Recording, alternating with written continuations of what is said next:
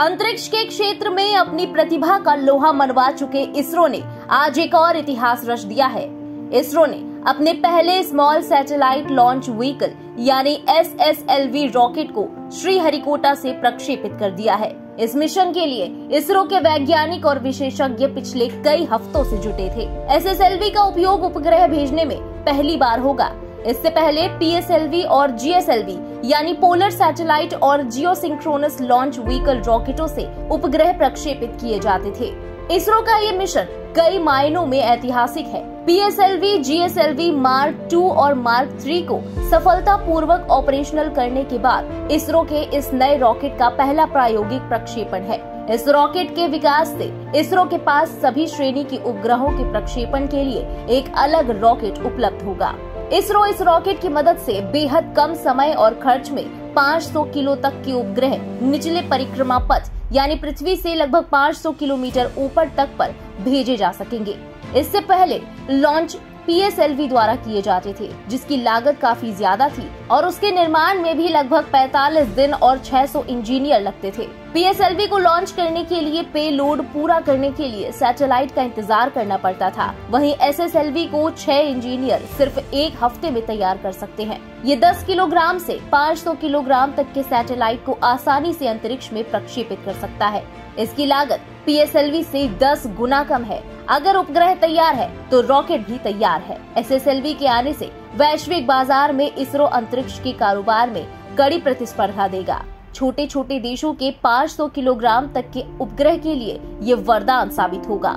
SSLV 2 उपग्रह को अंतरिक्ष में 350 किलोमीटर वाली कक्षा में स्थापित करेगा। पहला उपग्रह 135 किलोग्राम वजन वाला भू अवलोकन उपग्रह IOS-02 है, जबकि दूसरा उपग्रह आजादी सैटेलाइट है, जिसका वजन 7.5 किलोग्राम है।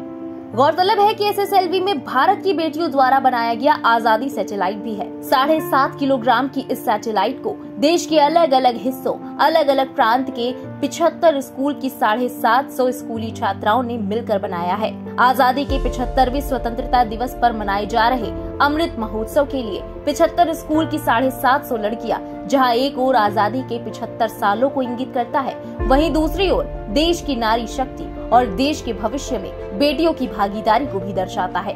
इस आजादी सैटेलाइट को लॉन्च होते देखने के लिए ये सभी 750 बच्चे आज चेन्नई पहुँचे। रविवार सुबह ये सभी नन्हे साइंटिस्ट श्रीहरिकोटा में थे, जहां इन्होंने खुद के बनाए इस आजादी सैटेलाइट को लॉन्च होते हुए देखा। Our school has participated in this SSLV launch, and 3 groups from our school participated in this, and we are very glad and happy that we got this great opportunity, and all the students will cherish this for their lifetime.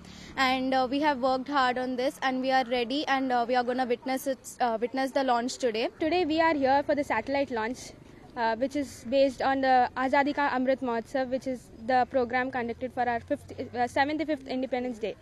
So this is our central government program. We are so proud of it that we are here because we have worked hard, really very hard, to program this satellite. I mean, we have done a small part, but yeah, we are sure that we have done it good. And today they are launching the satellite in our presence. We are here. It's like brilliant. I can't express how happy we are.